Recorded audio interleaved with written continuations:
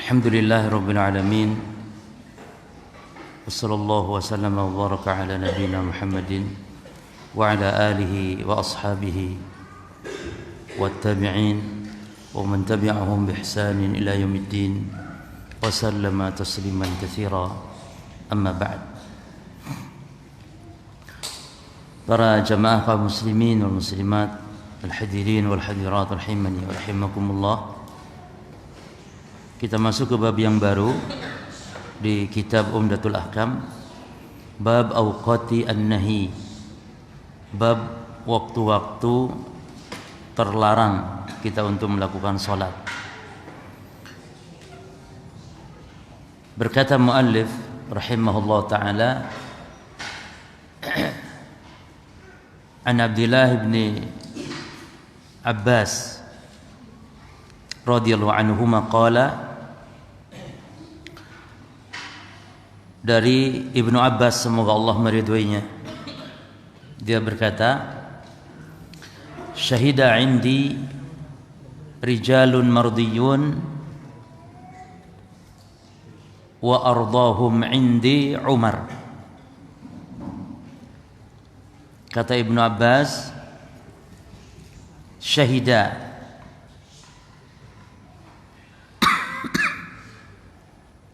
syahida yakni maknanya telah menyaksikan atau telah bertemu juga bisa. Syahida maknanya saya telah bertemu, atau boleh diartikan telah mengabarkan juga boleh, syahida.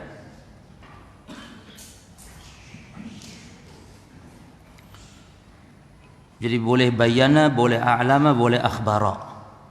Bayana telah menjelaskan, telah mengkabarkan, telah memberitahukan. Nah, indi, di sisiku, rijalun, orang-orang, mardiyun yang diridhoi, wa ardahum indi, dan yang paling diridhoi di sisiku adalah Umar. Umaru adalah Umar. Jadi Ibnu Abbas mengabarkan bahwasanya segolongan orang-orang yang telah diridhoi, persaksiannya diakui, dan yang paling diridhoi di antara mereka menurutku adalah Umar, telah menceritakan, telah meriwayatkan anna nabiyya sallallahu alaihi wasallam, bahwasanya Nabi sallallahu alaihi wasallam naha an salati, melarang salat, ba'da subhi, setelah subuh, hatta tashruqa syamsu, sampai matahari syuruk. Syuruk yakni maknanya terbit. Syuruk maknanya terbit. Nah,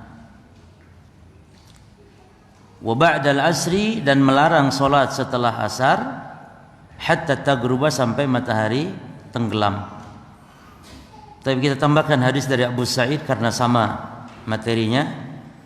An Abi Sa'id Al-Khudri, dari Abu Sa'id Al-Khudri radhiyallahu anhu, semoga Allah meridhoinya, anna Nabiyya sallallahu alaihi wasallam, bahwasanya Nabi sallallahu alaihi wasallam qala, beliau telah bersabda,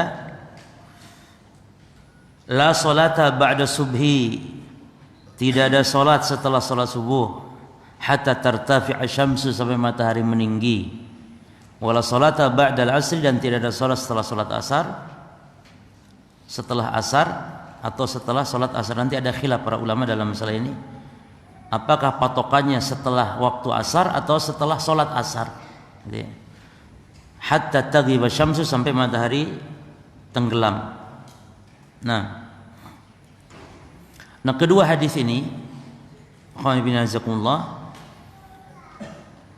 materi pembahasannya tentang bayan al-awqat al-manhi 'an salati fiha. Larangan tentang penjelasan tentang larangan salat di dalamnya, di waktu tersebut. Nah, waktu-waktu allati naha syari'anis salati fiha, wal murad bis salat ay salat tatawwu', Yang dimaksud salat di sini salat sunnah ya. Nah, hukum asal para jemaah, hukum asal yang namanya salat sunnah itu dilakukan ya terus-terusan. Yani tidak ada batasan, ini hukum asalnya. Namun, yani hukum asalnya di setiap waktu gitu tanpa ada batasan. Namun ada waktu-waktu yang agama kita ini melarang untuk kita sholat di waktu-waktu tersebut. Nah, di antaranya yang pertama dari hadis Ibnu Abbas dan hadis Abu Sa'id ini, setelah sholat fajar atau sholat subuh. Ini orang kalau sudah sholat subuh nggak boleh sholat apapun.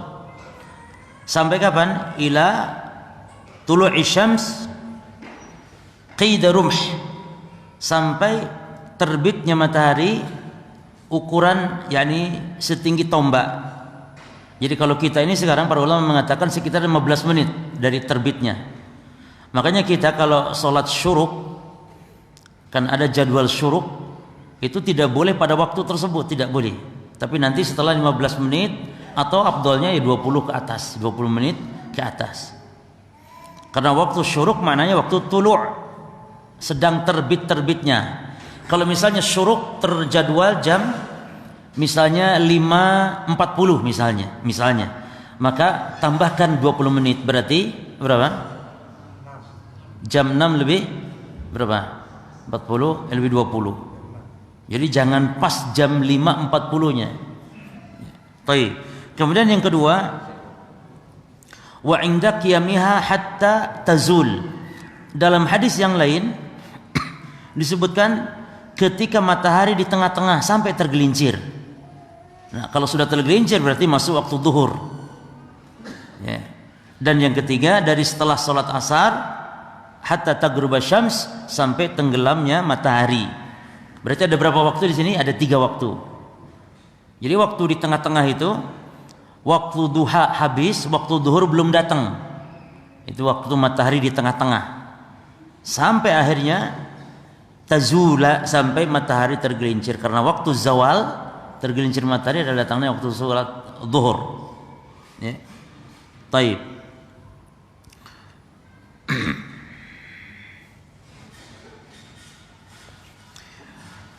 Di antara hikmah para jemaah, di antara hikmah kita tidak sholat ketika terbit, ketika tenggelam matahari, ketika di tengah-tengah. Di antara hikmahnya adalah pada saat itu orang-orang kafir, orang-orang musyrik yang menyembah matahari itu sedang melakukan ritual. Di antaranya ada lagi hikmahnya, karena ketika munculnya matahari, terbitnya matahari dan tenggelamnya, tatlu biqarnai syaitan, terbit di antara 2 tanduk syaitan. Jadi ada hikmah di antara hikmah perkara gaib, dan di antara hikmah ada perkara-perkara yang sifatnya kita bisa menyaksikan, yaitu orang-orang kafir sedang sujud. Oleh karena itu para jamaah, walaupun niat kita nyembah Allah, tapi kalau bareng maka kita wajib menghindarinya. Bareng dengan orang kafir juga sedang nyembah matahari. Makanya dalam tasyabbuh bil kuffar, menyerupai orang-orang kafir, niat itu tidak berlaku. Walaupun niatnya kita ini tidak, seperti kita dilarang sholat menghadap kuburan, walaupun niatnya kita ini kepada Allah sholatnya, bukan nyembah kuburan, tetap tidak boleh, tetap tidak diperbolehkan. Ya. Baik.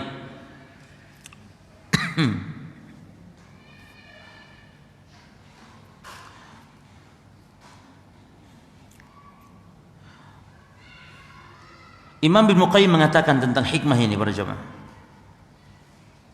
bahwasanya Rasulullah SAW naha 'anis shalah 'inda tulu'i syams, bahwa Rasulullah SAW melarang salat ketika terbitnya matahari, dan wa 'inda ghurubiha, ketika tenggelamnya matahari. Wa kana min hikmati dzalika annahuma waqtu sujudil musyrikin lisyams, karena pada saat waktu tersebut orang-orang musyrikin sedang sujud kepada matahari. Wa kana nahyu 'anis salati lillahi fi dzalikal waqti saddan lidzari'ah, Dan larangannya kita sholat di waktu tersebut dalam rangka menutup pintu-pintu penyerupaan kepada orang kafir, yang mana ini adalah merupakan bentuk tasyabbuh yang nampak, yang jelas. Makanya Rasul kenapa dulu ketika, dan nanti akan ada kita bahas insyaallah di babnya azan, bab azan, tentang ketika Nabi meminta usulan dari para sahabat untuk panggil orang sholat. Ada usulan dengan tiup trompet, ada usulan dengan membakar api, yakni menyalakan api, ada yang usul dengan menabuh lonceng. Itu semua Nabi tolak. Nah, setujunya karena itu semua mirip orang-orang kafir, orang-orang musyrikin. Lah justru sekarang kau umat Islam malah meniru dengan pakai bedug misalnya. Padahal Nabi sendiri tidak senang dengan, karena mirip. Yang namanya tabuh menabuh itu adalah panggilan ritual ibadah orang-orang non-muslim, orang kafir. Dan Islam telah dianugerahkan yang mulia dengan kalimat tauhid, dengan takbir, dengan pengagungan kepada Allah. Ini sangat mulia. Allahu Akbar, Allahu Akbar. Ini mulia sekali daripada nabuh lonceng, nabuh kentongan itu kan. Kalau di kampung kami kokol, tong tong tong tong tong tong tong gitu. Bedugnya juga berirama, yakni berpaduan di kampung saya. Kalau di sini mungkin banyak. Ya. Jadi jamaah sekalian, ketika Rasul SAW diusulkan hal-hal seperti itu karena mirip dengan orang-orang kafir, maka beliau menolaknya. Nah, kemudian kapan dimulai larangan solat tersebut? Hal min dukhulil waqti am min ba'da atau min ba'di salatil fajr? Kapan mulai berlaku larangan? Apakah ketika masuk gitu waktu solat subuh, jadi tidak boleh lagi solat apapun, atau setelah solatnya? Yang jelas setelah solatnya itu yang benar, ya. Anak-anak dalam mengatakan dimulai dari masuknya waktu, katanya. Dia tidak, yang benar dari dimulainya itu setelah selesainya seorang sholat. Kalau belum sholat, boleh orang sholat apapun. Namun kalau untuk sholat subuh yang benar, antara adzan dan qomat itu tidak memperbanyak sholat jemaah. Yang benar antara adzan dan qomat sholat subuh, ya, itu tidak memperbanyak sholat, kecuali hanya sholat 2 rakaat saja. Kan banyak sholat subuh, lagi sholat intas, sholat apa, mungkin syukur wudu, atau sholat zuhur belum tahiyatul masjid, belum belum macam yang lain. Pernah Sa'id al-Musayyib menegur seorang yang sholat terus, memperbanyak sholat, memperpanjang rukuk dan sujudnya. Ketika ditanya, ya, yang sholat ini seolah-olah protes gitu, ya. Yani, kenapa engkau larang sholat? Ayu'adzibani Allah bis-shalah? Apakah Allah menyiksa saya gara-gara sholat? Kata Sa'id al-Musayyib, tidak, Allah tidak menyiksa kamu gara-gara kamu sholat, tidak. Walakin yu'adzibaka Allah, namun Allah akan menyiksamu li khalifis sunnah, karena menyelisihi sunnahnya itu. Dan sekarang begitu cuma ketika kita larang, tidak boleh membaca yakni sholawat yang tidak dicontohkan Nabi lafaz-lafaznya, ya. Kemudian menetapkan waktu-waktu yang ditetapkan oleh Nabi. Nabi biasa mengatakan mengulang sholawat. Padahal mengulang sholawat telak, tidak. Jangan baca Yasin dalam Jumat mengkhususkan. Silakan baca Yasin teman-teman mengkhususkan, mengatakan afdal dengan cara-cara membaca berjamaah, lalu ada tawasul dan semisalnya yang disebut dengan yasinan. Maka akhirnya apa yang muncul di masyarakat? Ungkapan Wahabi melarang Quran. Nah, ini keliru sebenarnya. Nah, Sa'id al-Musayyib, dan ini sebuah kaidah, tidak membantah kebidahan. Kata Sa'id al-Musayyib, Allah tidak akan menyiksa kamu gara-gara sholat, tapi menyiksa kamu menyelisih sunnah. Karena Nabi telah mengatakan bahwa tidak ada pada salat dan qomat subuh kecuali hanya 2 rakaat saja. Nah, Yang 2 rakaat ini salat apa jemaah? Salat qabliyah saja. Yang kata Nabi SAW, rakaat al-fajri ahabbu ilayya minad dunya wa ma fiha. Nah, 2 rakaat subuh lebih aku sukai daripada dunia dan seisinya. Dan faedah dari hadis terjemah bahwa asal salat yang boleh dilakukan pada waktu terlarang. Ini ada pengecualian. Di antara yang pertama, qada'u al-fara'id, mengqadha salat wajib. Jadi walaupun kita ingat belum melakukan salat wajib dan ingatnya di waktu yang terlarang, maka untuk melakukan salat qadha maka itu diperbolehkan.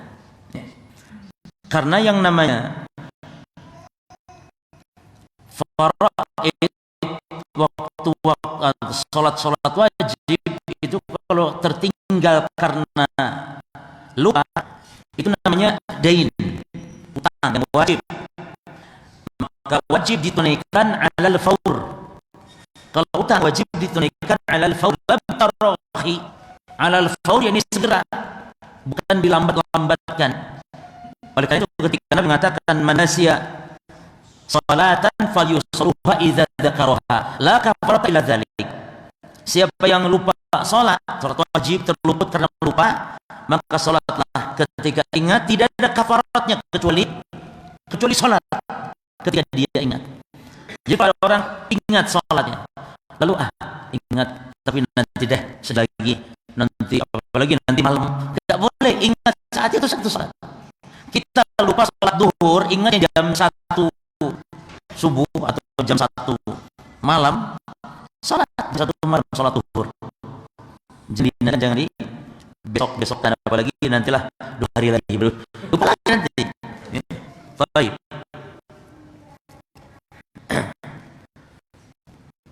Yang kedua, boleh di waktu terlarang melakukan salat i'adatul jamaah, yaitu mengulang salat berjamaah.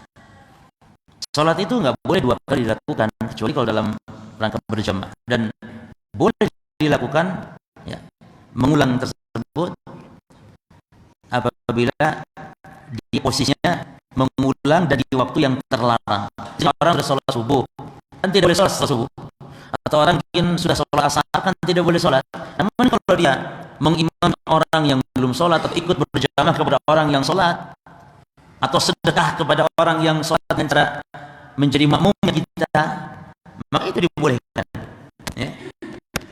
Pernah ada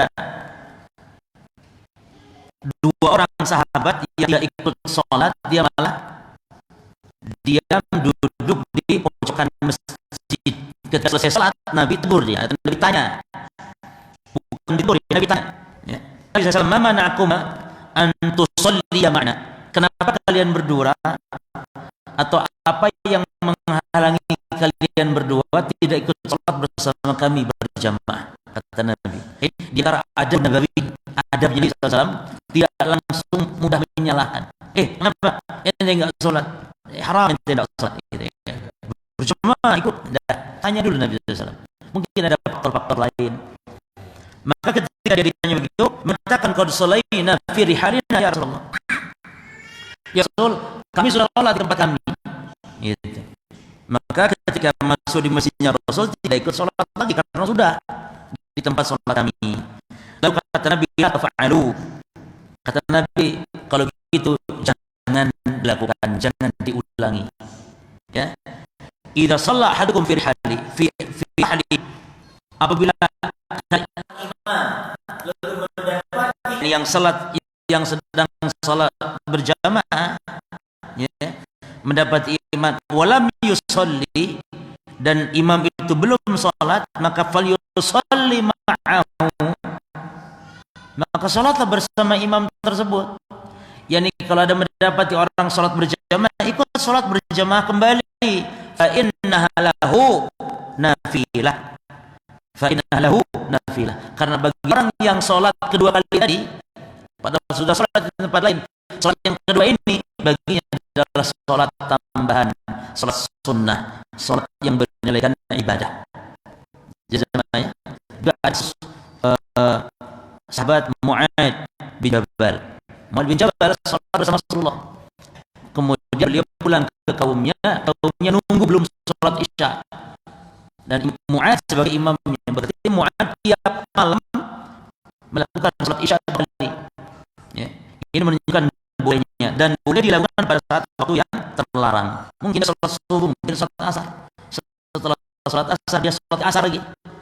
Namun usulinya kalau dia suka baca usuli, tidak usulinya niat saja salat kedua kali ikut salat. Ya. Ribet pakai usuli itu nanti ini nama salatnya apa ini? Salat kata Nabi salat nafilah. Berarti usuli salatan nafilah dan mana? Bingung. Nah, karena kadang Nabi tidak menamai salat, Mak. Yang menamai salat itu nama salat di antara ulama sendiri yang menamai. Nabi tidak menamai. Ya. Seperti salat masuk masjid. Tidak ada hadisnya Nabi menyebut tahiyatul masjid, tidak ada. Nabi hanya mengatakan idza dakhala ahadukum masjid fala yajlis hatta yalqa rak'ataini. Nabi cuma itu saja sabdanya. Jika salah seorang kalian masuk masjid jangan duduk sehingga salat 2 rakaat. Nah, ini Nabi enggak menamai salat apa. Maka kita kalau mau usuli apa coba? Masa harus baca usuli idza dakhala ahadukum masjid fala yalqa. Disebutnya hadisnya Nabi? Tidak cuma. Niat saya sudah. Apa yang dikatakan Nabi salat 2 rakaat menghormati masjid, jadi duduk sebelum salat sebelum duduk. Nah, yang ketiga, salat yang dibolehkan di waktu terlarang salatul janazati. Salat jenazah. Ya. Imam Ibnu Qudamah mengatakan wa salatu 'ala al-janazah 'ala janazati ba'da subhi hatta tatla' asy-syams wa badal asri hatta tamila lil ghurub fala khilaf fihi. Tidak ada khilaf ulama tentang bolehnya. Ya. Salat jenazah setelah salat subuh sampai terbit matahari atau setelah salat asar sampai tenggelamnya matahari. Yang keberapa? Yang keempat yang dibolehkan salawatu zatu sabab. Salat sunnah yang memiliki sebab. Seperti tahiyatul masjid, seperti salat gerhana. Jadi ada sebab kenapa salat. Termasuk salat istikharah. Orang musafir darurat harus salat istikharah. Boleh saat itu walaupun waktu terlarang. Salat istikharah salat min dawat asbab termasuk salat yang memiliki sebab. Tapi kenapa enggak nanti aja salat istikharahnya? Mungkin orang hajatnya sekarang, musafarnya sekarang. Sementara kan kita musafir dianjurkan salat istikharah. Atau mungkin orang mau beli tanah, mau beli rumah dan ditekan sama yang jual harus sekarang tunaikan, gitu ya. Dikasih waktu cuman 15 menit misalnya. Kalau tidak gagal.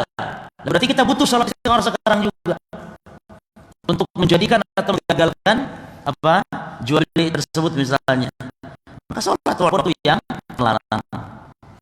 Atau ada akhwat nantang, kalau tidak sekarang lamar kepada orang tua saya gagal. Misalnya akhwat ngomong gitu sama antum yang jomblo, sementara antum sudah lama jomblo nggak laku-laku. Ini akhwat begini, terpaksa istikharah. Bukan terpaksa ya, istikharah. Kemudian datangi orang tuanya. Ya. Jadi istikharah itu jangan tidak harus ada pilihan. Istikharah itu ketika kita mau memutuskan hal yang penting. Maka kalau saya katakan, pertama juga mengatakan bahwa sholat hajat itu ya sholat istikharah sebenarnya. Kita sering dengar sholat hajat. Tidak ada dalil sahih tentang yang tegas-tegas menyebut adanya sholat hajat. Sholat hajat. Ini siapa yang ada hajat begitu sholat sekian rakaat dan bacaan tertentu. Itu hadisnya dhaif, bahkan diantaranya maudhu palsu. Yang sahih tentang orang kalau berhajat lalu dia minta kepada Allah barokah, salat istikharah, meminta pilihan yang terbaik kepada Allah. Ya. Pilihan itu tidak harus 2, 3, satu pun ya pilihan antara jadi atau gagal. Jadi pilihan itu karena sebagian dari kaum muslimin memahami salat istikharah harus pilihannya minimal 2. Pada akhwat yang mau dilamar harus akhwatnya 3 dulu, 3 baru pilih mana aja. Bukan itu maksudnya. Satu pun tetap istiqamah. Karena maknanya memberi antara jadikan ya Allah. Allahumma in kunta ta'lam anna hadzal amr khairun li fid dunya wa ma'ash wa aqibati amri faqdurhu li wa yassirhu li. Summa barik li fi. Ya Allah, Kau Maha tahu kalau perkara ini baik bagiku, baik bagi agama dan kehidupan dunia akhiratku, maka ya Allah jadikan, mudahkan, berkahi. Kan begitu. Jadikan, mudahkan, berkahi. Kalau jelek ya Allah, apa kata kita? Fasrifhu anni wasrif anhu. Kalau ini jelek bagi agama dan kehidupan dunia akhiratku ya Allah, maka gagalkan ya Allah, jauhkan dariku. Maka kalau gagal jangan nyesel. Aku sudah istikharah, ya gagal. Loh, justru itu kan yang antum minta. Ya Allah, kalau buruk gagalkan. Kan kita dalam doanya. Kenapa ketika gagal nyesel? Justru itu ya, oh alhamdulillah ya Allah. Berarti ini yang terbaik. Berbaik sangka kepada Allah. Ini tidak sudah istikharah, antum malah buruk sangka sama Allah. Kan jahat sekali orang seperti itu. Justru digagalkan Allah. Kan kita mintanya gitu. Jadi istikharah kayaknya harus jadi terus enak. Ya, enak gitu. Dulu nanti malam ya kalau tidur. Nih enggak tidur 2 hari 2 malam. Kapan mau dapat ilhamnya? Maka tidak ada istilah nunggu mimpi, pokoknya sudah salat, baca doa, sudah jadi atau tidak. Itu yang berkah Allah Subhanahu wa taala. Baik. Tentang salat yang memiliki sebab, bolehnya dilakukan di suatu tempat, khilaf di kalangan para pada 2 pendapat. Ikhtilaf al-ulama ala al-qaulain. Al-qaul al-awwal, pendapat yang pertama, annaha la tuf'al fi awqatin nahi, wa hadha madhhab Abi Hanifah. Tidak boleh melakukan salat sunnah walau memiliki sebab di waktu-waktu terlarang, tetap tidak boleh. Dan ini pendapat madhab al-Imam Abu Hanifah rahimahullah. Dalil, apa dalilnya Imam Abu Hanifah madhab Hanafi? Dalilnya ya li umumil adillah. Dalilnya ya umuman hadis kita ini. Nabi kan melarang dan Nabi tidak mengkhususkan di sini, tidak mengecualikan. Nabi hanya bersabda la salata ba'da subhi. Tidak ada salat setelah salat subuh. Tidak ada kecuali salat yang memiliki sebab misalnya. Tidak ada dalilnya kata Imam Abu Hanifah atau dalam mazhab Hanafi demikian. Baik. Al-qaul tsani, pendapat yang kedua, al-jawaz. Boleh antum fa'al fi awqatin nahi.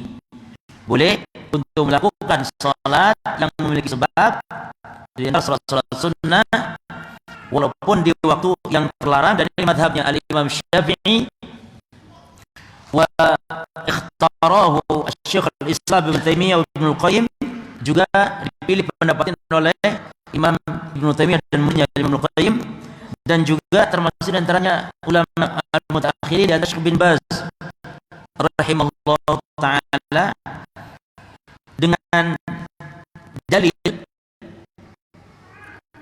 dulu, dengan dalil hadis tentang tahiyatul masjid. Hadis tentang tahiyatul masjid. Nabi tadi mengatakan apa dalam hadis Bukhari Muslim? Idza dakhala ahadakumul masjid la yajlis hatta yarka'a atau hatta yusalli rak'ataini. Jika salah seorang kalian masuk masjid, dalam tanda kurung, kapanpun waktunya. Jelas kan? Karena Nabi tidak membatasi kan, kapanpun waktunya. Maka jangan sampai engkau duduk dulu sehingga sholat berapa? 2 rakaat. Yani hadis ini seolah-olah walaupun pada waktu terlarang. Baik. Bagaimana cara berdalilnya jemaah? Bagaimana segi pendalilannya gitu? Tadi Nabi melarang, hadis-hadis larangan tadi, la salata ba'da subhi. Ini hadis larangan ini sifatnya amah, sifatnya umum. Yakni semua salat. Jelas semua salat. Lalu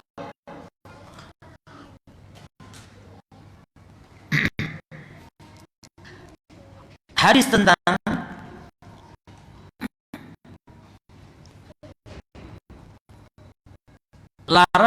perintah salat tadi tahiyatul masjid, ini khusus. Sementara bedanya wal khas yabni al-am, dan yang khusus itu dahulukan daripada yang umum. Jelas ya? Larangan salat tadi umum, adapun perintah untuk salat tadi? Salat tahiyatul masjid ini sifatnya khusus, jemaah. Ya kan? Jadi begini, kalau larangan salat di waktu terlarang itu salat apa? Umum salatnya. Lalu Nabi memerintahkan setiap kali masuk masjidnya umum, kapanpun. Jelasnya kapanpun berarti. Namun sholatnya khusus atau umum? Khusus. Jadi ini kayaknya harus dahulukan yang khusus daripada yang umum. Nah, dan kaul yang bahwasanya larangan adalah jika sholat itu tidak memiliki sebab. Adapun yang memiliki sebab maka dibolehkan. Dasar tadi Allah Ta'ala alam, namun insyaallah dapat yang memegang pendapat boleh ini banyak di antara ulama mayoritas dibandingkan yang mengatakan tidak boleh dan mazhab Hanafi. Nah, lalu ikhtilaf tentang hari Jumat. Ikhtilaf para ulama tentang hari Jumat. Apakah di hari Jumat juga ada waktu terlarang, ya? Ketika matahari tengah-tengah seperti itu, ya, maka ada pengecualian dalam masalah ini, dan berbagi pada dua pendapat. Pertama mengatakan bahwasanya hari Jumat tidak waktu terlarang. Jadi walaupun waktu terlarang itu hari Jumat, maka boleh untuk melakukannya. Berdasarkan hadis Abu Hurairah, Imam Syafi'i meriwayatkan, namun hadis ini dhaif. Di mana dalam hadis dikatakan anna Rasulullah sallallahu alaihi wasallam naha an shalah nisfa an-nahar hatta tajul syams illa yaum al-jum'ah. Bahwasanya Rasulullah melarang salat di pertengahan siang sampai tenggelamnya. Melarang salat. Dan ini termasuk waktu larangan salat dalam hadis yang lain memang sahih. Namun pengecualian di sini illa, kecuali yaumul jum'ah, hari Jumat, maka ini hadis baik dari pengkhususan hari Jumat ini. Namun kalau masalah larangan sholat di tengah-tengah matahari di tengah-tengah, sahih. Pengkhususan Jumat ini yang baik. Dan ini mazhab siapa yang membolehkan ini? Mazhab Syafi'i, di antaranya juga Imam Ibnu Taimiyah dan Imam Ibnu Qayyim. Akhirnya hari Jumat tidak berlaku larangan, jadi boleh. Ya, untuk sholat di tengah-tengah matahari ketika sedang berada di tengah-tengah, seperti antum mungkin sholat menunggu imam terus-terusan sholat, walaupun padahal itu waktu terlarang, boleh karena itu hari Jumat. Pendapat yang kedua, demikian pula kan Nabi memerintahkan, mensyariatkan untuk sholat itu imam ketika di hari Jumat, ya kan? Dalam hadisnya, lalu dia sholat sebanyak yang dia kehendaki, berarti apapun imam. Summa ifarajul imam ansat, lalu ketika imam naik mimbar baru dia diam. Dan kan berarti maknanya menunjukkan istimrar sholat ila zawal. Berarti maknanya pensyariatan saat menunggu imam di hari Jumat, Bukhari hadis sahih ini isyarat menunjukkan berarti boleh terus-terusan sholat sampai apa? Matahari tengah sampai tergelincirnya. Karena berarti yang namanya imam mimbar itu maknanya Jumat masuk sholat duhur yang tergelincirnya matahari. Jadi perintah Nabi sholat terus-terusan sampai datang sampai naik imam ke mimbar. Ini menunjukkan ya dulu di sholat zawal. Ini mazhab yang pertama. Ya. Mazhab yang kedua, pendapat kedua, apa waktu nahin yang ketika Jumat pun tetap nggak boleh sholat, dan ini mazhabnya Abu Hanifah dan Ahmad Hanbal. Lihat di sini Imam Ibnu berbeda pendapat dengan mazhab Hambali, padahal dia mazhab Hambali. Menunjukkan para ulama kita termasuk mazhab Syafi'i, di antaranya Imam Nawawi, di antaranya Imam Ibnu Hajar Al-Asqalani. Dia fanatik buta dan bermadhab. Artinya benar salah apa ajaran Syafi'i, benar salah apa ajaran Hambali. Ini menjadikan madhab sebagai din dan hukumnya haram. Menjadikan madhab sebagai agama. Pokoknya benar salah, harusnya benar salah apa ajaran Rasul. Ini agama baru. Menjadikan sabda Rasul sebagai agama. Tapi menjadikan kalam selain Rasul, kalamnya imam, kalamnya madhab sebagai agama, maka haram hukumnya. Kan sementara kita bermadhab demikian. Pokoknya benar salah, masih ada dalil dari hadis sahih tapi bertentangan dengan madhab Syafi'i, tolak hadisnya. Karena bertentangan dengan madhab. Pada kata Syafi'i apa jemaah? Ajma'al muslimun, telah sepakat ulama Islam kata Syafi'i, anna man istabana lahu sunnatun min Rasulillah, bahwa siapa yang telah jelas datang sunnah Rasul kepadanya, hadis sahih datang kepadanya, kata Imam Syafi'i, la yahilu ahadin an yadda'a li qawli ahad, maka tidak halal bagi siapapun untuk meninggalkan sunnah Rasul tadi demi pendapat seseorang, demi pendapat madhab. Ini yang sudah sahih hadisnya jelas, tapi karena bertentangan dengan madhabnya maka ditolak hadis tersebut.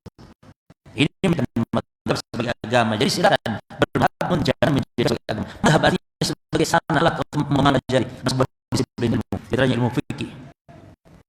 Nah, mana dari sekalian madhab Abu Hanifah yang mengatakan Jumat bersama, ya, adalah hadis tentang menguburkan jenazah, ya. Dan keumuman dalil tentunya dilarang. Dalam hadis larangan itu tidak ada pengecualian di madhab Syafi'i tadi, hadis dhaif. Dan juga ditambah tentang hadis menguburkan jenazah. Rasul mengatakan salah sa'atin kana Rasulullah SAW yanhana an nusalli fihinna aw an naqbura fihinna mautana. Ada 3 waktu yang Rasulullah SAW larang kita, seorang sahabat, an nusalli fihinna aw an naqbura mautana. Rasul 3 waktu ini melarang kita sholat di 3 waktu itu dan melarang kita menguburkan jenazah-jenazah kita di 3 waktu itu. Kapan itu waktunya jemaah? Pertama, hina tatlu'u syams bazighatan hatta tartafi', ketika matahari benar-benar terbit sampai dia meninggi. Meninggi tadi itu 20 menit. Yang kedua, wahina, perhatikan, yakum qa'imu dhahira hatta tamila syams, kembali betul-betul tegak di tengah-tengah, di atas ubun-ubun kita, kembali kita tegak di tengah-tengah sampai dia condong miring, jadi tergelincir ke arah barat. Dilarang salat, dilarang kubur jenazah, ya. Lalu wahina tatifu syams lighurub hatta taghrub, ketika menjelang tenggelam sampai betul-betul tenggelamnya. Hadis Muslim, hadis sahih. Nah, hadis ini sharih, jelas, finnahi an salat, melarang salat fi waqti az-zawal wa hina yaqumu qa'im, tasbih salat di tengah. Nah, para ulama yang mengatakan hari Jumat pun tetap terlarang karena walam yustathna syai'an, dan tidak ada pengecualian Jumatnya. Mana dalilnya kalau ada gitu. Nah, sementara hadisnya Syafi'i dhaif. Berarti Allah Ta'ala alam, Allah Ta'ala alam. Hadis yang dibawa oleh Syafi'i di dalam kitab Musadnya tentang pengecualian hari Jumat tadi jemaah, illa yaumul Jum'ah kata Syafi'i. Namun hadisnya dhaif, maka sementara lebih hati-hati mendekati pendapat yang mengatakan tetap hari Jumat pun. Sementara makanya ilmu fikih itu ya, jangan berharap sesuatu itu pasti dalam fikih.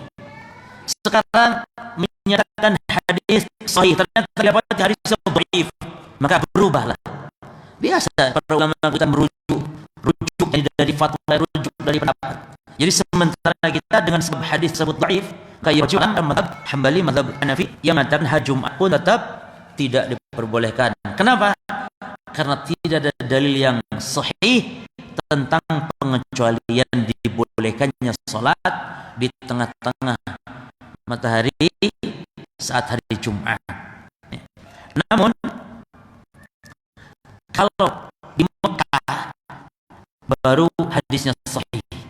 Ketika tawaf, salat di Masjidil Haram, ya, itu hadisnya sahih sebagai kalian. Kapanpun, tidak pada waktu terlarang. Pokoknya kalau di Mekah Masjidil Haram, salat saja. Itu di Masjidil Haram jemaah.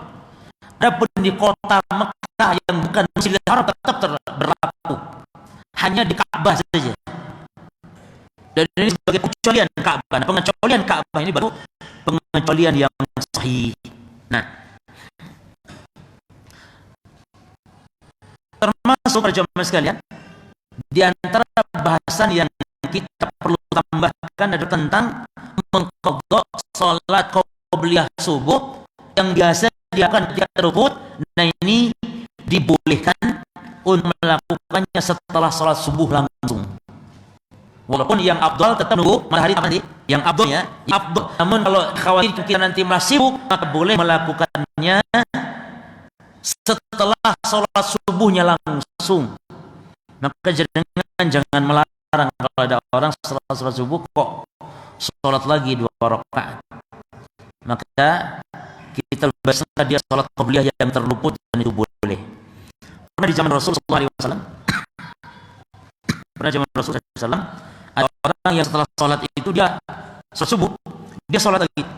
Lalu Nabi katakan, kamu sholat rakaat subuh 4 rakaat. Tidak ya Rasulullah, tapi saya mengqadha sholat qobliyah. Akhirnya Nabi terdiam. Nah, diamnya Nabi tanda apa? Tandanya setuju jemaah. Demikian pula di dalam hadis Abu Hurairah dan disahihkan oleh Syekh Al-Albani, disebutkan idza ta'al fajru fala, ini hadis yang berkaitan dengan kalau antara adzan dan iqamah salat subuh tidak salat apa? Kecuali salat qobliyah. Idza tala'al fajru, apabila apabila terbit fajar masuk salat subuh, fala salata illa ra'atil fajr, maka tidak ada salat kecuali salat qobliyah subuh saja. Baik, silakan azan. Kurang baik. Disinilah Sa'id Al-Musayyib tadi menegur orang yang dia sholat setelah terbit fajar, yang antara adzan dan iqamah lebih dari 2 rakaat, memperbanyak sholat, memperpanjang ruku dan sujudnya. Lalu ketika ditegur, protes dia, ya Abu Muhammad yakni kunyah Sa'id Al-Musayyib, ayu'adzibani Allahu 'ala shalah, apakah Allah menyiksa saya gara-gara salat? Kata Sa'id, la, walakin yu'adzibuka 'ala khilafi as-sunnah. Tidak, Allah menyiksa gara-gara kamu menyelisih sunnah. Sebab Nabi telah bersabda demikian, tidak ada salat setelah terbit fajar, yakni antara adzan subuh sampai iqamah, gitu ya, kecuali salat 2 rakaat qobliyah subuh. Nah, itu sebuah faedah juga tambahan yang perlu kita sampaikan di poin ini insyaallah. Di antara faedah dari hadis man'u tashabbuh, larangan bertasyabuh dengan orang-orang kafir, wasaddu kulli turuq al-mu'addiya ilaih, dan menutup celah-celah pintu-pintu yang akan menghantarkan kepada tasyabuh. Dengan sebab dilarang kita salat di yang hari. Nah, kemudian baik, fadhil azan dulu.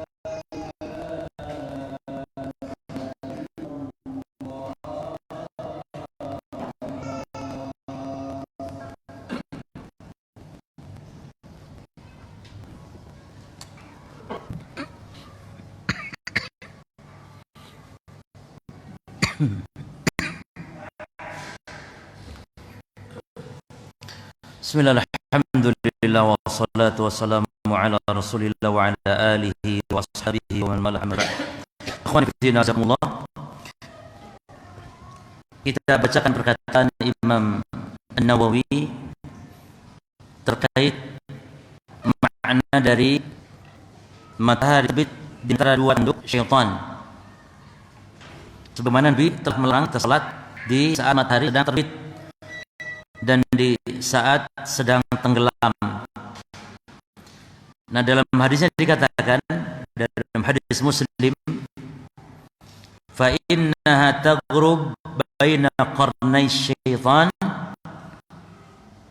karena matahari itu tenggelam, termasuk juga terbit, karena tenggelam di antara dua tanduk syaitan. Nah, lalu kata Nabi, wa hina idzin yasjudu lahal kuffar, dan saat itu kata Nabi orang-orang kafir sujud kepada matahari. Jadi makna ini ada kaitan. Makna dua tanduk setan yang dimaksud ada kaitannya, jemaah. Dan Imam Nawawi menjelaskan bisa bermakna betul-betul tanduk setan berarti tanduk ada di kepala, ya. Dua tanduk, bagaimana hewan binatang punya tanduk, demikian syaitan.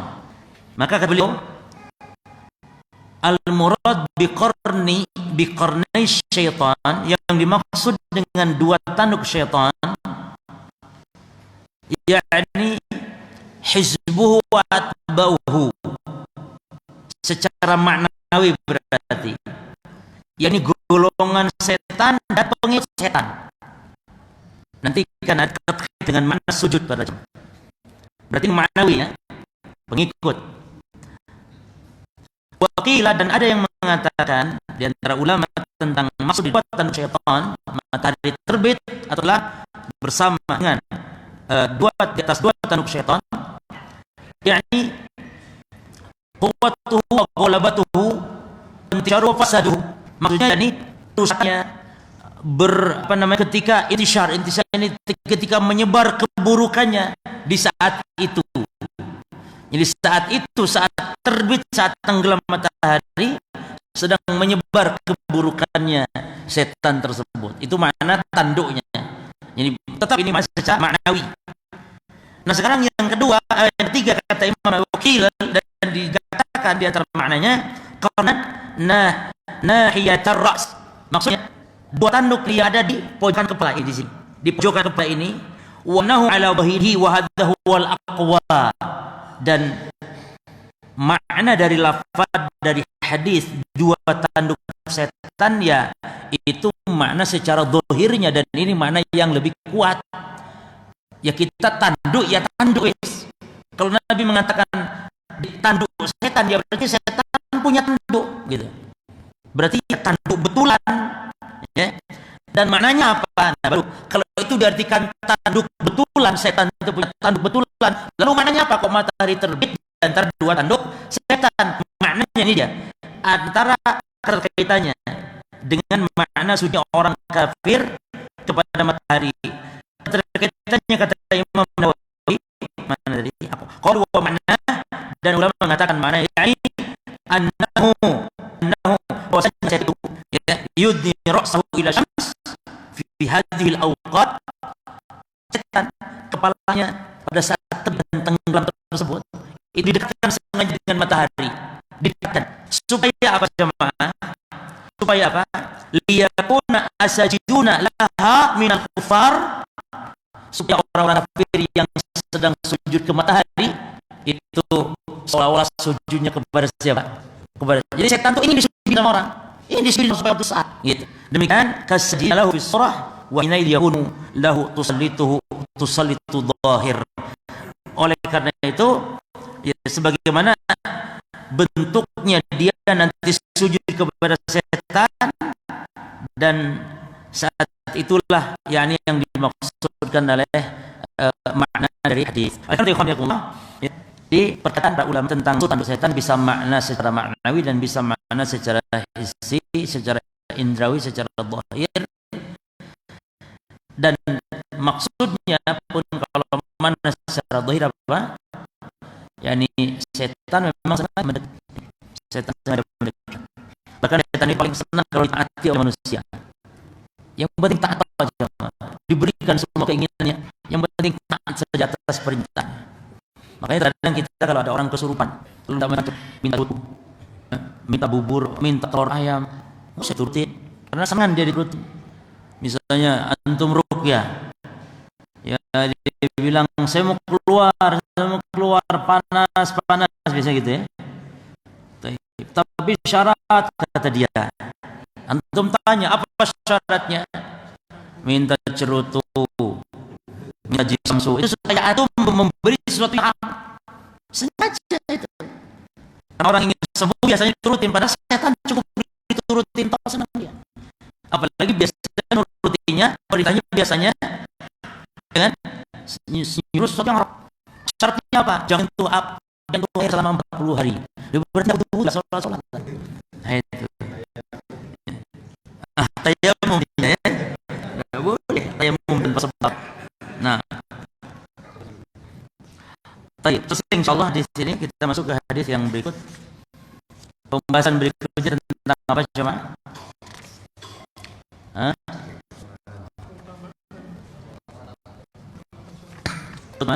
Baik. Semoga Malik rahimahullah taala an Abdullah bin Umar bin Khattab di Abdullah bin Umar bin Al-Khattab radhiyallahu anhuma anna Nabiy sallallahu alaihi wasallam qala bahwasanya Nabi sallallahu alaihi wasallam beliau bersabda salatul jamaah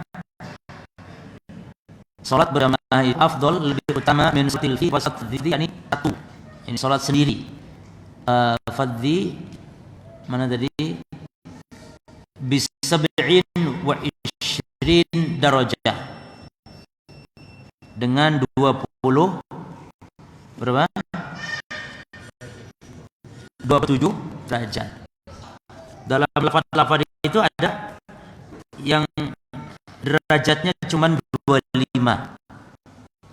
Ada 25. Seperti nanti dalam hadis berikutnya. Maka ini menunjukkan jemaah perbedaan terkadang 25, terkadang 27 itu nanti tergantung keadaan dan kedudukan sholat berjamaah itu sendiri. Ada yang memang 27 karena mungkin jamaahnya lebih banyak atau mungkin dilakukan di masjid karena berjamaah di masjid berbeda dengan jamaah yang bukan di masjid walaupun tetap jamaah. Mungkin musafir berjamaah mereka sama-sama namun bukan di masjid tapi di kebun atau tanah lapang misalnya. Tentu ini berbeda kedudukannya. Baik. Berkata muallif di sini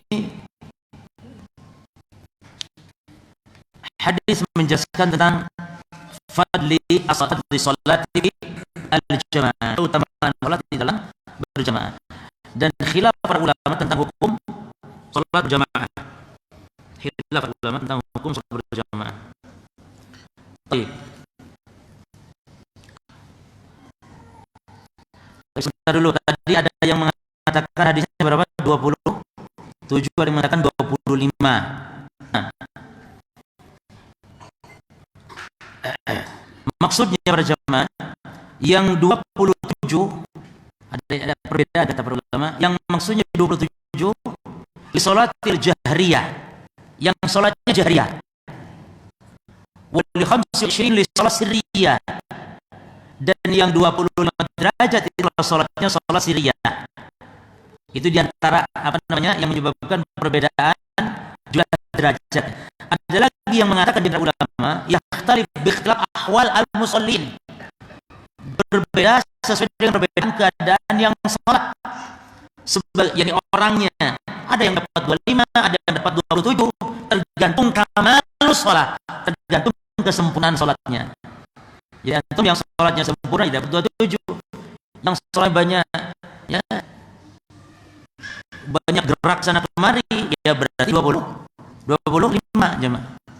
Termasuk juga keadaan yakni bentuk tata cara salatnya. Nah,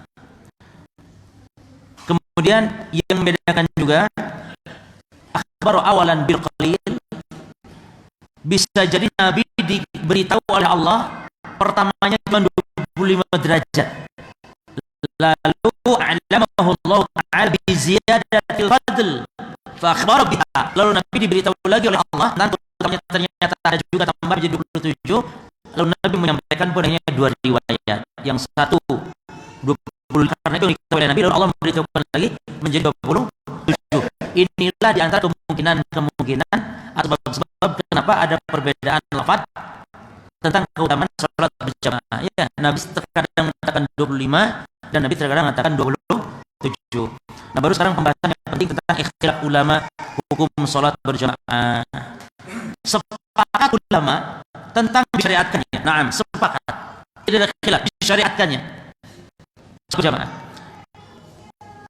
Adapun yang menjadi khilaf itu tentang hukumnya jemaah. Adapun tentang disyariatkannya jelas. Di surat Nisa 102 Allah perintahkan untuk berjamaah bagi kaum muslimin yang sedang perang. Bagaimana yang dalam keadaan tidak perang? Kan itu. Pensyariatan itu jelas dalam Quran. Demikian pula di dalam hadis-hadis disebutkan. Termasuk orang buta datang kepada Nabi minta keringanan untuk tidak sholat berjamaah. Dia mengatakan, ya Rasulullah, innahu laisa li qa'id yaquduni ila masjid. Ya Rasul, saya orang buta dan tidak ada orang yang menuntun saya berangkat ke masjid. Maka dia minta kepada Rasul untuk diberi keringanan untuk sholat di rumah. Maka rasaha Nabi, yakni rasaha lahu Nabi SAW. Maka Nabi pun memberi keringanan orang kaya ini untuk sholat di rumah. Namun falamma walla, ketika orang buta balik, mau pulang berbalik badannya, da'ahu Nabi SAW. Nabi panggil lagi.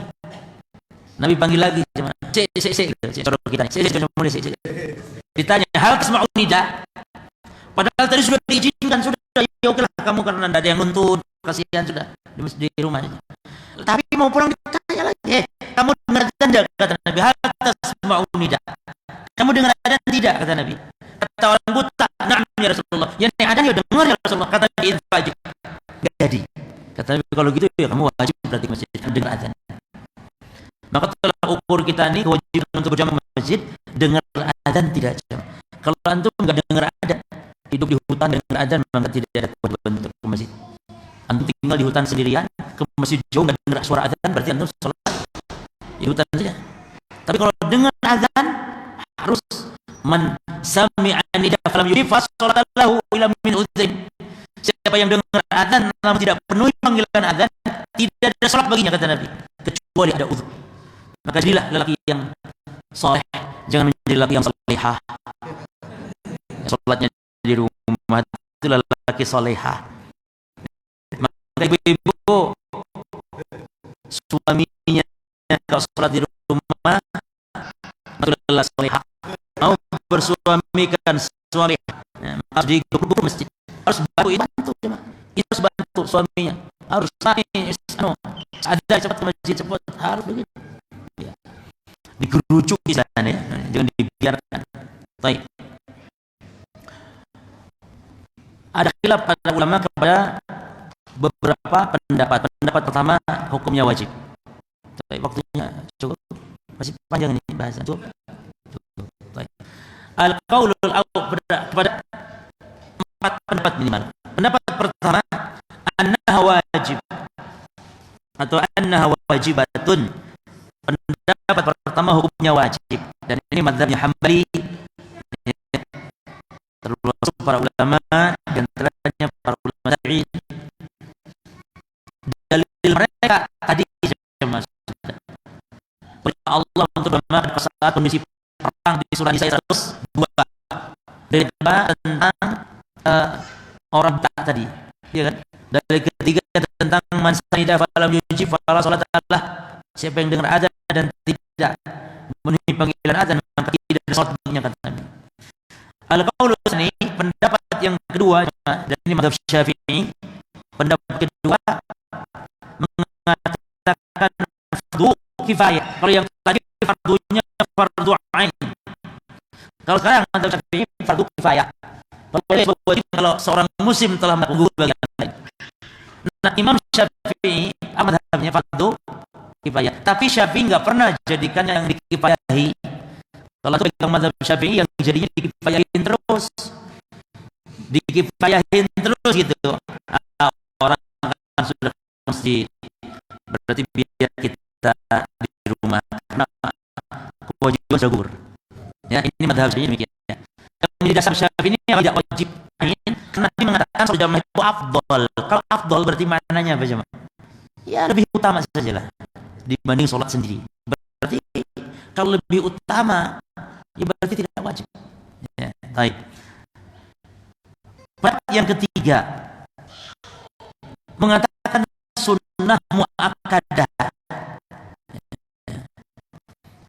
Pendapat keempat mengatakan syarat. Ini mazhabnya beri syarat. Artinya kalau syarat, sholatnya tidak sah.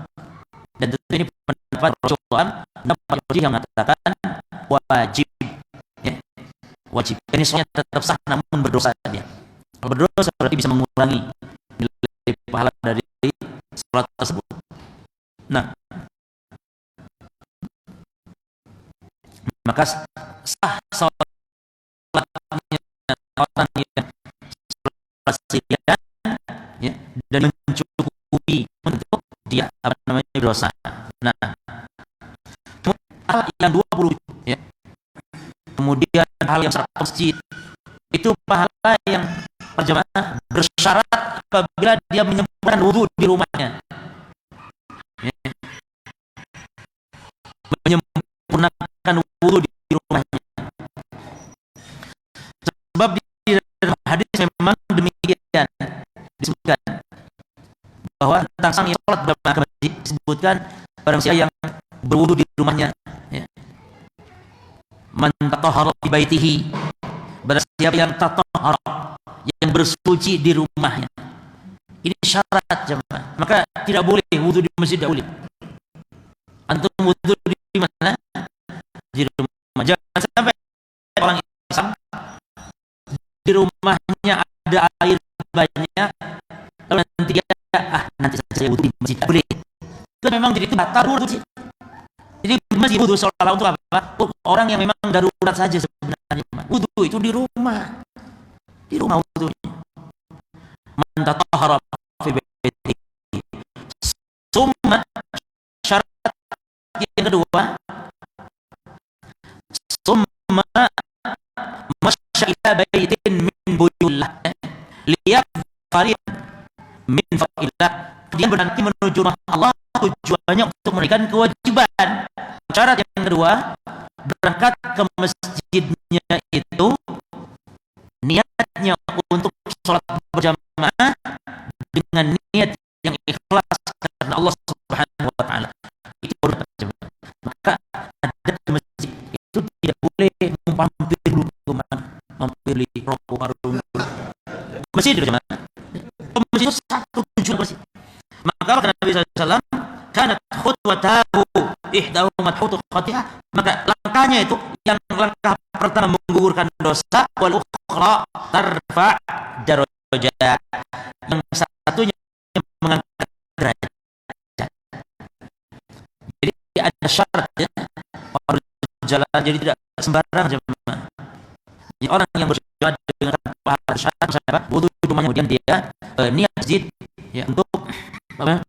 Salat berjamaah. Bahkan disebutkan dalam hadis, ala adullukum ala ma yamhullahu al-khataya.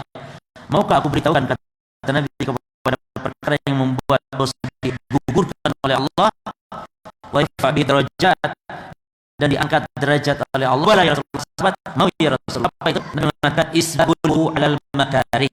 Babul wudu 'alal makarih. Sempurnakan wudu saat dingin. Ya, air dingin.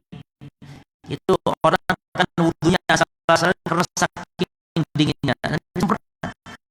Waqasratul khutbah ilal masajid, memperbanyak langkah jemaah. Makanya juga isya juga jangan motor ke masjid. Orang yang jalan 50 meter sampai nyetar sepeda motor. Sudah itu parkir di masjid, sepeda motornya hilang di gondol maling. Nyesel, naudzubillah. Sudah hilang pahala langkahnya, sudah motornya hilang di gondol maling, naudzubillah. Dan malingnya enggak kebangetan, orang sholat kok jadi gondol ya.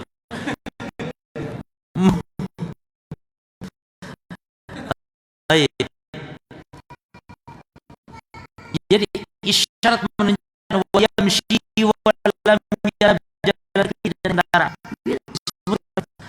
Lawan salat ada salat perintah Nabi dan menunggu salat sesalat. Nah saya ditarim antum salat maghrib di masjid, nunggu isya di salat Allah. Itu salat Allah Subhanahu wa taala. Jadi menunggu salat itu ada utamaan. Kita kadang paling mahal menunggu salat. Biar di rumahnya dan kadang kebalasan tidak ulangi ke masjid. Oh di masjid badal maghrib tunggu masjid sampai isya. Dapat menunggu salat. Ini hadisnya hadis yang kedua ya tentang salat berjamaah malam. Tidak ada yang tanya. Baik.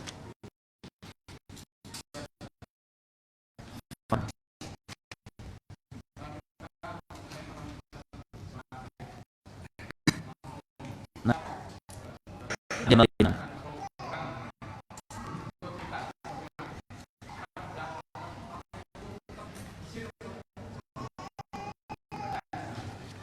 maksudnya kita sedang sholat ba'diyah lalu ada orang ikut sholat sama kita, boleh kan? Lalu apa yang harus kita lakukan? Ya kita menyusun sholat berjamaah. Nanti kita dirikan imam. Nah, sesuai dengan sholat berjamaah, yaitu harus membaca dengan jahar dan makmum tadi sah ikut sama kita. Kita mendoaat berarti kita. Nah nanti makmum menambah berapa maghrib nambah satu rakaat. Nah, jadi boleh beda niat antara makmum dengan imam, boleh beda antara fardu dengan nafilah. Adalah sah yang belum balik, sahnya menjadi imam mengimami orang dewasa. Dan itu dia dalam Rasulullah yaitu Amr bin Salamah. Saat itu usia 7 tahun jemaah. Namun dia hafal Quran di kaumnya, maka menjadi imam. Nah, penilaiannya kata Imam Syafi'i, anak kecil itu wajib sholat tuh? Belum. Berarti anak kecil kalau sholat itu dianggap sholat apa? Anak kecil sholat maghrib, sholat isya, sholat wajib yakni karena belum wajib dia, berarti sholatnya dianggap sholat apa? Dianggap sholat sunnah. Maka ketika anak kecil sholat wajib dan dianggap sunnah, sampai di belakangnya sholat wajib, kemudian boleh beda sholat wajib dan sholat sunnah. Rasulnya lebih jelas Mu'adzabal mengimami pada sholat isya bersama Rasulullah dan kaumnya belum sholat isya, berarti boleh ya antara beda jenis sholat antara sholat sunnah dengan sholat wajib antara imam dengan makmum. Caranya ya posisi imam di sholat maghrib, makmum betul untuk sholat maghrib. Nah,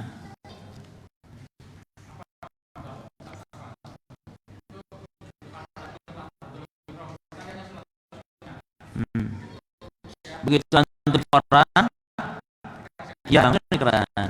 Nah, dan orang tidak perlu dari awal.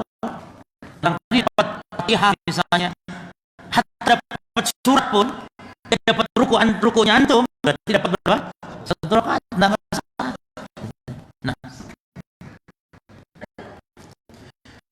tapi ada pertanyaan, demi zat yang jiwaku berada di dalamnya, apakah boleh demikian? Nah, boleh kan semua itu dengan nama dan sifat Allah. Semua itu cuma itu disebutnya nama atau sifat Allah demi yang memiliki langit dan bumi. Namun kalau demi langit dan bumi aku bersumpah demi apa syirik, tapi demi rokah masyruh boleh sumpah. Rabbil Ka'bah misalnya maksud Ka'bah siapa? Allah dan sifat Allah boleh. Kapan hari umum? Ketika sholat subuh. Karena dari situ sangat ingin. Namun dingin itu membahayakan ya, dan kita tidak kuat. Kalau dinginnya dingin seberapa? Itu aneh, tidak seberapa seperti di kutub utara sebenarnya. Namun tolak ukur seperti ini kita nilai jika kepada pribadi masing-masing. Mungkin bagi Anda masalah. Tapi bagi yang sakit inginnya sedot juga bisa jadi. Jadi kurun beginikan orang. Nah, sebenarnya bisa saja masak air hangat untuk bertapi amal sah. Jadi tidak harus memasak air, tidak ada syariat masak air kalau dingin. Ya, dingin kita yang umum. Adapun kalau yang otomatis pakai air itu pakai syahana, pakai heater, maka itu tentu ya tidak boleh tayamum, kan bisa semacam merebus ini kami kita agama yang berdengker mudahan, tidak ada syarat untuk merebus.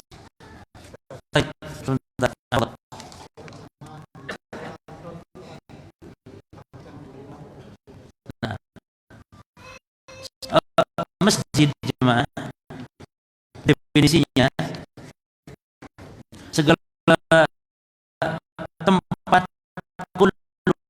segala yang tuqamu fi shalat yang dididik tersebut walaupun tidak juga itu.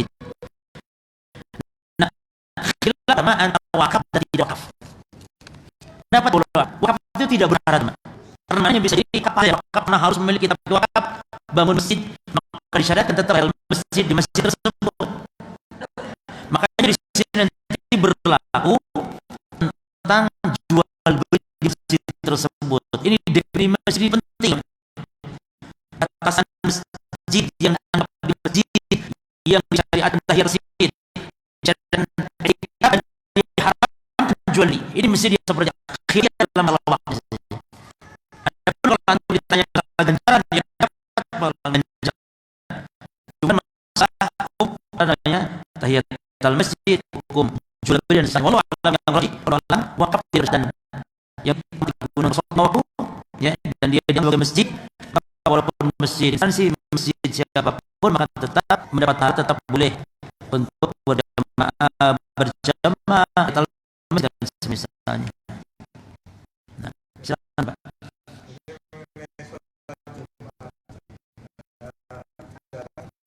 Nah,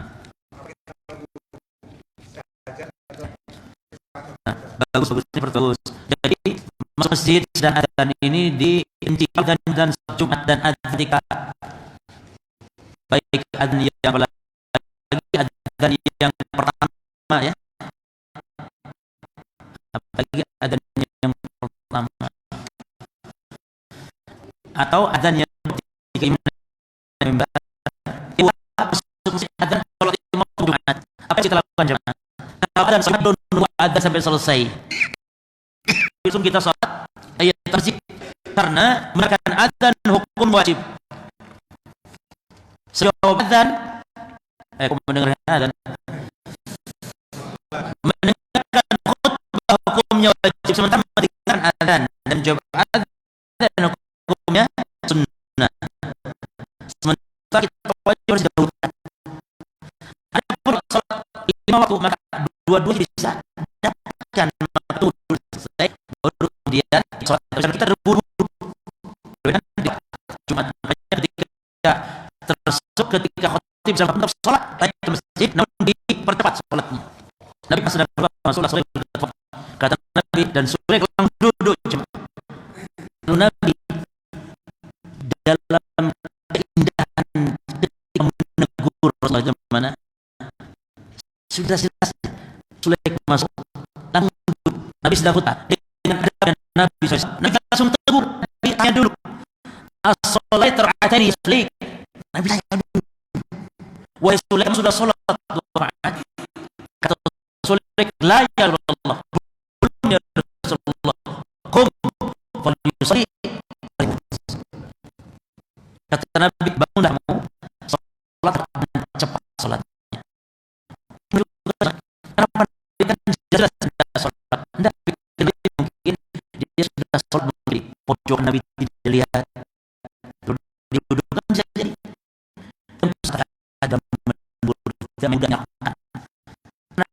karena orang minum kiri itu sampai syaitan jangan tanya tangan kiri kiri kenapa? Karena strukturnya ternyata.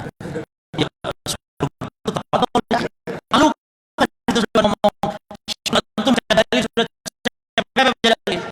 Lalu bil syaitan ya buat kullu bima dibawakan dalil ternyata satu. Jadi kita seperti Nabi menegur ya, tanya dulu. Al-istifsar al-inka, meminta penjelasan sebelum mengingkari. Cukup ya, Mas? Dulu ya kita. Ya, terakhir. Nah.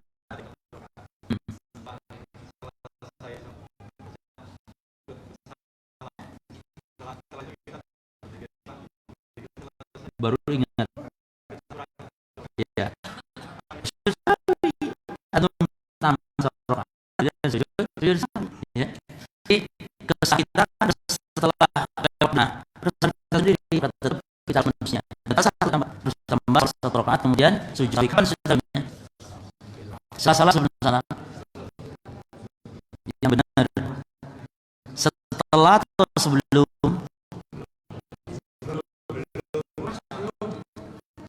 Kaitannya gini. Sujud sahwi itu setelah berkaitan dengan hal-hal lebih dengan sholat. Kalau sebelum sholat berkaitan dengan kekurangan sholat. Kalau ragu-ragu bebas milih. Nah sekarang kita dia masuk memiliki salam sama imam halali.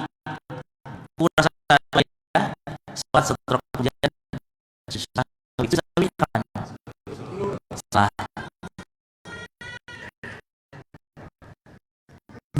Berkaitan dengan sebelum sholat kekurangannya sudah kurang tidak sholatnya sudah ditambah tuh justru yang ada lebih ya lebihnya apa? Lebih karena lebih susunya setelah salam dan itu ada susahnya kita insyaallah ya. Subhanallah.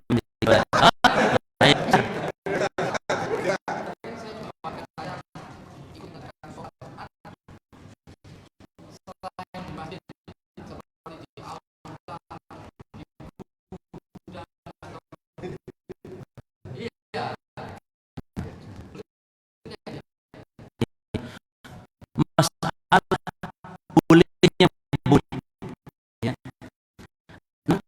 Tidak syariatkan sholat di masjid umum dan ada kewajiban bagi yang muslim berjamaah. Les al musafir jumat ada kewajiban musafir harus masjid jami mesti yang ada perkumpulan masyarakat maka anjuran karena masjid jami tiap gang ada masjid jamaah supaya nah sekarang sholat di gudang sholat di pasar sholat di aula sholat maka masalah sah ya karena mungkin sifatnya bagi karyawan saja namun bagi orang yang cukup sholat duhur jam sholat Jumat maka begini sholat duhur ini mungkin bagi para tulisannya bagi jaga terpaksa mungkin walaupun kalau paksa ya harus kerja di tempat itu boleh tapi jangan sampai 3 kali berturut-turut kita tidak Jumat namun kalau bisa jangan yang tidak boleh sholat Jumat jadi yang berhenti kalau pabrik nggak berhenti mau nggak boleh kalau sampai 3 kali berturut-turut maka keluar dari 4 tersebut ya. Terakhir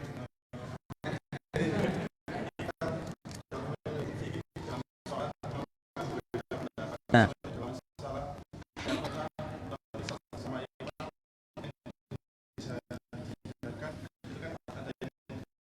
ya. Nah tetap pada dia rukun sholat biar apa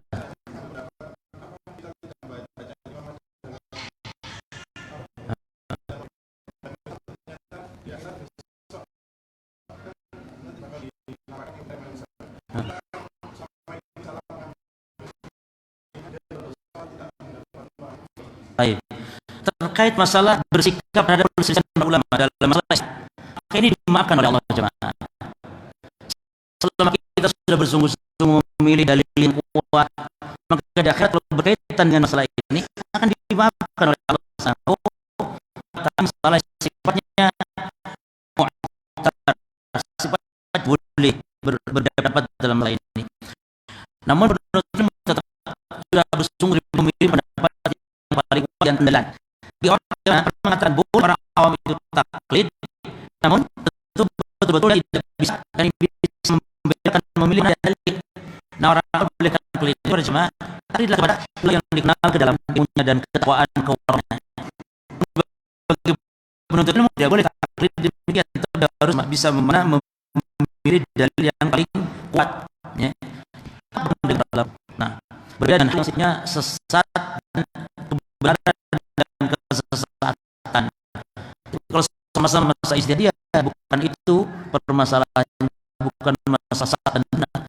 Dan masalah kalau benar pahala satu, kalau salah kalau benar ada pahala dua, kalau salah tetap